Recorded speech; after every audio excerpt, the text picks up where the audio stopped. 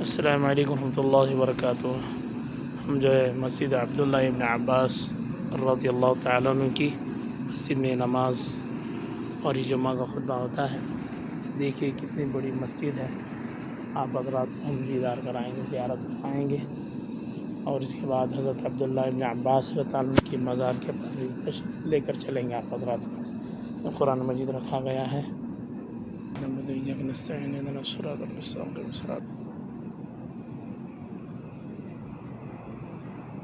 اگر لوگ قرآن پڑھتے ہوئے، دیکھیے کتنی بڑی مسجد ہے۔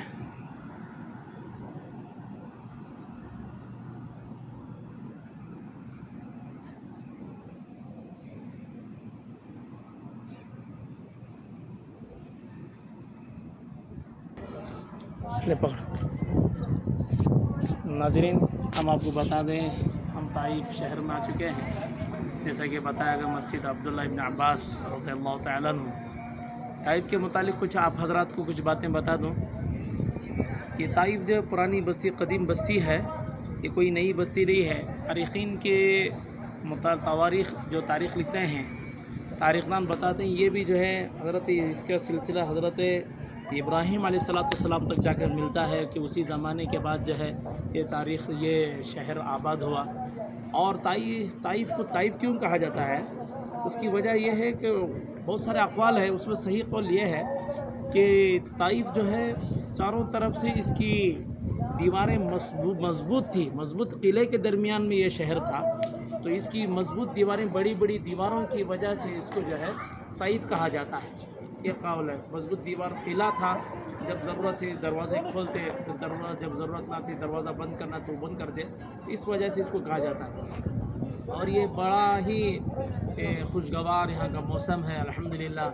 آپ کا آئیں گے تو زیادہ گرمی بھی نہیں لگتی، ٹھنڈی ٹھنڈی ہوائیں چلتی ہیں کہ حضور صلی اللہ علیہ وسلم کی دعائیں علماء فرماتے ہیں، بعض علماء فرماتے ہیں حضرت ابراہیم علیہ السلام نے جو دعا مانگی تھی، ربنا انی اسکنت من ذریتی بواد غیر ذی زرع، تو طائف کو مکے کی جو باغات بتاتا ہے، یہ مکے کی کھیتی ہے، یہیں سے جو ہے اکثر پھل وغیرہ جو کچھ جاتے ہیں، یہاں سے وہاں کر اللہ پاک نے انتظام کر رکھا ہے۔ تو یہ خوبصورت جگہ ہے، اور علماء فرماتے ہیں حضور صلی اللہ علیہ وسلم نے بدوا نہیں دیا، بلکہ آپ نے دعائیں دی تھی۔ میں امید کرتا ہوں اللہ سے کہ یہاں یہ لوگ نہیں، لیکن ان کی اولاد میں سے کوئی ایسے پیدا ہوں گے جو اللہ کی عبادت کریں گے۔ علماء فرماتے ہیں کہ یہیں سے، اسی شہر کے تھے حضرت محمد بن قاسم، جو ہندوستان آئے تھے، فتح کیے تھے، اور ظالموں کو جب ان کا انجام تک پہنچے تو مظلوموں کی مدد کے لیے وہاں پر آئے تھے، وہ حکومت کرنے کے لیے نہیں بلکہ مظلوموں کی مدد کے لیے۔ تو ان کے ذریعے اور دیگر لوگوں کے ذریعے، اور خاص طور پر ان کے ذریعے سے بھی الحمدللہ ہمارا ملک ہندوستان میں جو اسلام پھیلا تھا۔ اللہ پاک ان کو جزا خیر دے، جس کی وجہ سے اللہ پاک نے ہم نے ہمارے بڑوں کو جو ہے بت پرستی سے بچا کر ایک اللہ کی عبادت اور رسول اللہ صلی اللہ علیہ وسلم کی جو ہے رسالت پر عمل کرنے کے لیے صحیح راستہ بتایا۔ آپ حضرات کو ہم دیدار کراتے ہیں۔ اور دوسری بات یہ، حضرت عبداللہ ابن عباس رضی اللہ عنہ کے نام سے آگے جائیں گے تو ان کی مزار ہے، لیکن مزار کو چاروں طرف سے دیوار سے ڈھانک دیا گیا، کیونکہ کچھ لوگ تھے بیوقوف قسم کے ہی لوگ، سمجھے ان لوگوں کو جو وہاں پر جا کر سر رکھنا، اگرنا، اپنا پتہ نہیں طرح طرح کی شرک و بدعات شروع کر دیے تھے، اس لیے روک دیا گیا۔ ہم باہر سے دیوار سے آپ کو اس کا معائنہ کرا دیتے ہیں، چلیے آپ ہمارے ساتھ وہ کرا دیتے ہیں۔ السلام علیکم۔ اللہ پاک سے دعا ہے اللہ پاک بار بار ان مقدس جگہوں پر، ان مقدس شہروں پر ہمیں اور آپ کو اہل عیال بار بار آنے کی اللہ پاک توفیق، قبولیت کے ساتھ، سہولت کے ساتھ، عافیت سے توفیق مرحمت فرمائے۔ ہم آئے ہیں، ہمارا ٹور ہے Alqasim tour and travels international tours and travels, ہمارا ہے بنگلور کا ہے الحمدللہ، جس میں میزبان ہے مولانا محمد عادل قاسمی، اور بندہ مفتی محمد زکریا قاسمی، اور قاری شہباز صاحب، اور حافظ عرفان صاحب بھی اس میں ہیں، اور دیگر ہمارے بہت سارے رفقا بھی ہیں الحمدللہ ہیں۔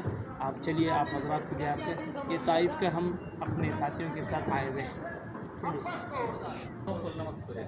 ताला की मज़ार अंदर पर जैसे कि बताएगा दीवारों से चालू करें यही वो मज़ार इसके अंदर मज़ार हज़रत अब्दुल्लाह इब्न अब्बास रज़ियल्लाहु अन्हु की जो दीवारों से ढान दिया गया है, क्योंकि बताया गया है कि शुरू बिदात लोग करते थे, सर माथा रखना, पेशानी रखना सब करते थे। हज़रत अब्दुल्लाह इब्न अब्बास रज़ियल्लाहु अन्हु को हुज़ूर सल्लल्लाहु अलैहि वसल्लम ने दुआएं दी थी। एक मरतबा अल्लाह पाक तुझे कुरान की समझ अता फरमाए, तो उलमा फरमाते हैं ये तफसीर के इमाम है, मुफस्सिरीन के इमाम है अब्दुल्लाह इब्न अब्बास रज़ियल्लाहु अन्हु का।